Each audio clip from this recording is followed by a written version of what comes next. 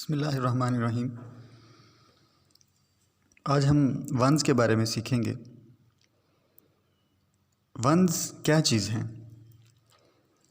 तो सादा लफ्ज़ों में इसको समझते हैं। वंस को उर्दू में अकाइयाँ कहा जाता है और अकाई से मुराद है एक चीज़, एक अकेली चीज़। वो कुछ भी हो सकता है। यहाँ पर हमने कॉइन्स की मिसाल ली है। हम कॉइन्स के अलावा टूथपिक्स वगैरह, बीड्स वगैरह, बटन वो इस्तेमाल कर सकते हैं। एक अकेली चीज़, वन, एक अकेली चीज़। टू कॉइन्स हैं, दो अकेली चीज़ें, वो टूथपिक्स भी हो सकती हैं। तीन, तीन अकेली चीज़ें। इसी तरह चार अकेली चीज़ें और पांच अकेली चीज़ें। तो देखिए, जब हम वन कहते हैं तो दो दफ़ा एक ही लफ्ज़ इस्तेमाल करने से कन्फ्यूजन पैदा होती है। एक अकेली चीज़ या एक अकाई, दो अकेली चीज़ें, दो अकेली चीज़ें, दो अकाइयाँ, तीन अकेली चीज़ें, तीन अकाइयाँ, चार अकाइयाँ, पांच अकाइयाँ, इसी तरह 6, 7, 8, 9 तक, 9 तक अकाइयाँ यानी अकेली चीज़ें काउंट होती हैं। इस अकेली चीज़, इस लफ्ज़ को हम जब मैथ की ज़ुबान में आते हैं तो वंस का नाम दे देते हैं। वंस जब एक हो तो ज़ाहिर है उसको वाहिद ही बोला जाएगा, ज़्यादा हो तो उसको जमा में बोला जाएगा। जैसे एक है तो अकेली चीज़, दो हैं तो अकेली चीज़ें। तो इसी तरह जब हमने इंग्लिश में इसको लिखना है तो हम लिखेंगे वन, वन।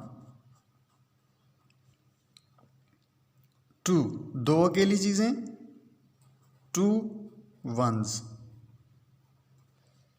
थ्री, तीन अकेली चीज़ें, मतलब three ones. Four ones and five ones. तो सिर्फ हमने इस लफ्ज़ को बदला और एक नया नाम रख दिया।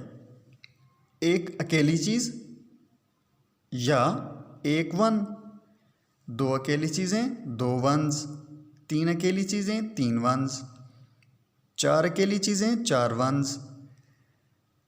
तो ये जो लफ्ज़ ONE वन, यहाँ ONE वंस इस्तेमाल हो रहा है, ये लफ्ज़ ONE वन या ONES वंस यहाँ पर इस्तेमाल हो रहा है।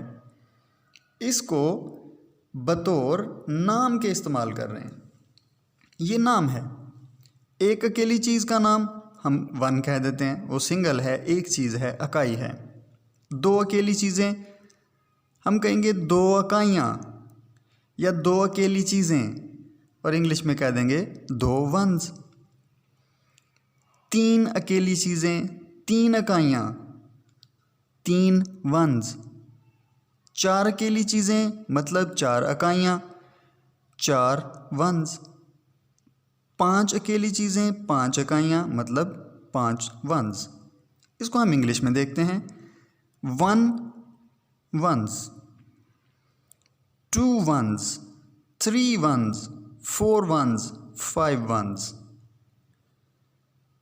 इसी तरह 6, 7, 8 और 9 तक हम अकेली चीज़ों को काउंट करते हैं और उनको वंस का नाम दे देते हैं। 7 वंस, 8 वंस, 9 वंस। लेकिन 10 वंस नहीं कहेंगे, 10 वंस नहीं होगा।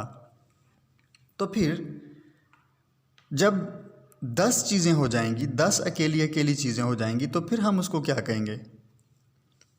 तो वो एक नया नाम हम उसको रख लेते हैं। 10 अकेली चीज़ों का एक बंडल बनाया जाता है और उसको हम नया नाम देते हैं 1 बंडल ऑफ 10 थिंग्स। और मैथ में हम उनको टेंस कह देते हैं। तो चलिए अब टेंस सीखते हैं। टेंस उर्दू में हम इनको दहाई, 10 चीज़ों का एक bundle. Tens 1 bundle of 10 things, 10 चीज़ों का एक बंडल। 110 बंडल ऑफ 10 थिंग्स, 10 चीज़ों का एक बंडल। 2 बंडल्स ऑफ 10 थिंग्स, 10 चीज़ों के 2 बंडल्स। 10 चीज़ों के 2 बंडल्स। इसी तरह 3 बंडल्स ऑफ 10 थिंग्स, 10 चीज़ों के 3 बंडल्स। हम इस सारे फ्रेज़ को अगर शॉर्ट करके सिर्फ इसकी जगह लफ्ज़ टेंस इस्तेमाल करें तो बड़ा इजी हो जाएगा। 1 टेंस, 2 टेंस और 3 टेंस। जब लफ्ज़ टेंस बोला जाएगा तो टेंस के पीछे ये जो सारा जुमला है इसको मद्देनज़र रखा जाएगा। 1 टेंस का मतलब होगा 1 बंडल ऑफ 10 थिंग्स। 2 टेंस का मतलब होगा 2 बंडल्स ऑफ 10 थिंग्स। लेकिन हम ये सारा बोलने की बजाय सिर्फ टेंस का लफ्ज़ इस्तेमाल करेंगे, इसकी बजाय सिर्फ टेंस का लफ्ज़ इस्तेमाल करेंगे। 3 टेंस, हम कॉइन्स की जगह पर 10 रुपए वाले नोट भी इस्तेमाल कर सकते हैं। बच्चों को ज़रा इससे भी आसानी हो जाएगी इस तरीके से। या फिर जिस तरीके से हमने पहले टूथपिक्स यूज़ की थी, हम उनका भी बंडल इस्तेमाल कर सकते हैं। 1 टेंस, 2 टेंस, 3 टेंस। इसी तरह 4 टेंस, 5 टेंस, 6 टेंस, 9 टेंस तक हम जाएंगे। लेकिन 9 टेंस के बाद जब 10 बंडल आ जाएंगे तो हम 10 टेंस नहीं कहेंगे, उसको पूरा फिर एक बंडल बनाकर 100 का नाम दे देंगे। तो इसी तरह ये 10 के बंडल्स आगे बढ़ते जाते हैं और हमारे पास प्लेसेस बनती जाती हैं। 1s और 10s और 100s को हम एक दूसरे तरीके से भी देखेंगे। 1 2 3 4 5 6 7 8 9। ये सिंगल डिजिट नंबर्स हैं। 1 से 9 तक 1 coin of 1 rupee, 2 coins of 1 rupee, 3 coins of 1 rupee, 4 coins of 1 rupee, similarly 5, 6, 7, 8, 9 coins। 1 से 9 तक सारे डिजिट्स वंस ही कहलाते हैं, वंस।